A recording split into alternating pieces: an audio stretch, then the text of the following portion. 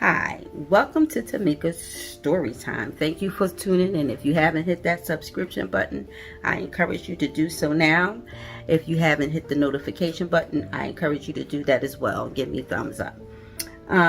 This particular story that I'm going to share with you today is an unorthodox maternal homicide tale. This is a story of a mother who kills her children to harm the father. And the backdrop on this story, it happened back in 1999, November 22nd to be exact, 1999 in California. It was a Dr. Xavier, I'm going to call him Dr. Xavier Bellman. His wife was from Hungarian, and she did reception work for him in his private practice. And throughout the years of their marriage, she would do as the secretary and accountant of his practice.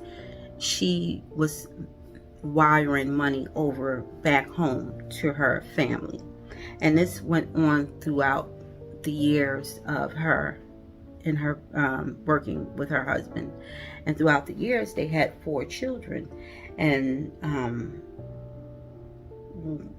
all was well until the doctor discovered the transactions, the financial transactions that were going on and that she was sending to her family. And needless to say, he was not happy with that. And he made it quite clear. Excuse me, this is my tea. And this is my super greens. I'm going to take a sip.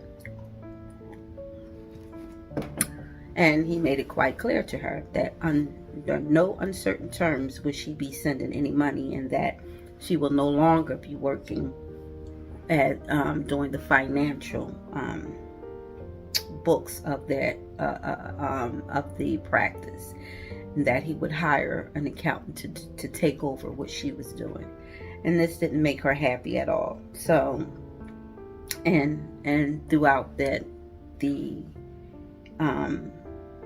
communication of that to his wife, she became very angry and very bitter about the change, if you will, and in her position.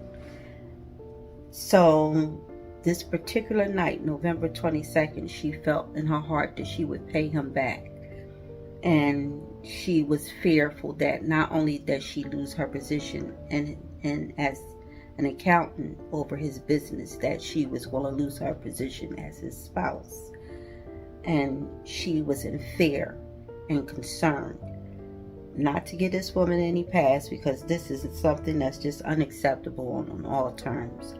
But I'm just going to give you that night. That night she was drinking, and she was taking antidepressants and Xanax, and a combination of everything that she was taking to calm those concerns, if you will, of voices in her head that he was going to leave her, or those hidden concerns that she had. She was doing those things.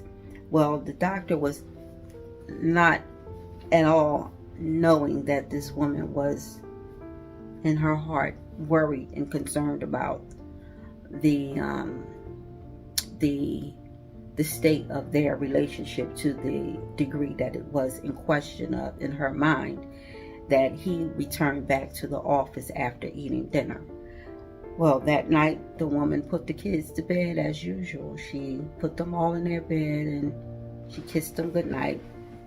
And she went back out to the living room, where she paced back and forth and contemplating what was in her mind and in her heart, and how she felt about the doctor, her husband, and his decisions, and how it was going in her life and where it could possibly go. And this caused her to go into the kitchen and grab a knife, a butcher knife, go into the bedroom of her children. The oldest son was 11, Joey, and he favored his oldest son. He loved his children, but most of all, he loved his firstborn son, Joey. And she knew this, and this is who she focused all her anger and tension on, was baby Joey. She went in there and did the unthinkable. She cut his throat, and then she shot him in his head. She focused all her rage on this young child, and then she propped him up so that when the father opened the door, that would be the first thing he seen was his son deceased. Then she went on to the other children's bedroom, the other two bedrooms, Michael and Christopher bedroom, and she just cut their throats, and that was that. Then she went into her own bedroom. She didn't touch the 1-year-old, the baby. She left him in his crib and she didn't touch him. Thank God. She went into her bedroom where she waited for the husband to come in, and then she shot herself in the head. And as he went to her aid, thinking that, this was it, his wife killed herself, he calls 911. And in the process, he runs through the house to go to his children. When he opens the son's door, he nearly collapsed. His son, his firstborn, is who we went into his bedroom first. And he discovered him sitting up with his throat cut and a bullet to his head. And he commenced to break down, screaming and hollering. So when the cops came, he was a total mess. He couldn't barely stand. So the police, they got him out of the home. They collected the children, and they collect the baby and passed the baby to him. This man's world was destroyed. This doctor couldn't even continue his work anymore because the devastation of losing his family. Needless to say, the woman, she survived. She didn't die. And they did surgery. She recovered, and they sentenced her to death. She was prosecuted and sentenced to death. So I say this story as a cautionary tale, and an unorthodox cautionary tale of a maternal homicide, because it's not typical that you find the mother to harm the children, or to put that monster mask or uniform on the mother. Is usually, it's easier to understand to typical to hear of the father or the male doing the monstrous things, if you will. But that was the beginning. I never forgot that story. But now you see it more often than not in today's environment with all the chaos and turmoil that's happening today. It's not so unusual today to hear that, but back then it was very unusual to hear. But I say that to say, I'm telling this story to say, that is going on a lot. And as a catalyst for change, I'm give these stories. And I'm giving this story to say to the men as well as the women, check on your people. Check on people's state of mind, because men, you have to realize that you have a greater responsibility than you realize. You have to also make sure that not just being a father and being in your life, but you also have to make sure that the person who's taking care of your children when you're away is in the right state of mind and is in a healthy state of mind to take care of your child. Because this was a doctor who took care of people, yet the very person, the very sick patient that he had was in his home. That woman was sick. She became sick in the mind. That sickness lied there, but something triggered it to go full active for her to do what she did. And what it was the fact that she no longer had control over something she was in control of for so long. And so many people do fall victim to letting go or unable to let go. But I say that to say this: if you're going through something and you find yourself in a place where you feel like your back is against the wall and you can't take it no more, by all means, before you get to that point of you got your mind made up, call somebody. Reach out. There's people out there that's waiting for your call. There's people out there that would love to help you and love to be that voice and beacon of hope for you.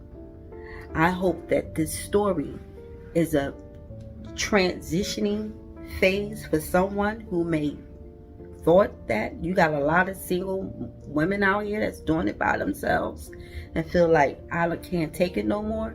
And if you feel that way, please, by all means, pick up the phone. You already have the phone in your hand. You ain't even got to pick that phone up and call somebody. Push that button, 911, 411. Let them know I'm not right. I don't feel right. My children need to be rescued because I'm not in a good place. I assure you that they will come and get your children. I assure you that they will get you some help, because that's the first step. You took action and you're taking action, and that's all that you can do. But if you do something to harm your children, you're going to harm yourself, and not just in the physical matter, but in the spiritual realm. That woman shot herself in the head and didn't die. That on my videos, I always speak of karma, and I always speak, you can offend God. We all know we can offend God, but you can offend the devil too. And when you offend the devil, when you got a deeper, darker damnation coming to you, because the devil will use you and throw you away, or he'll use you and turn his back on you.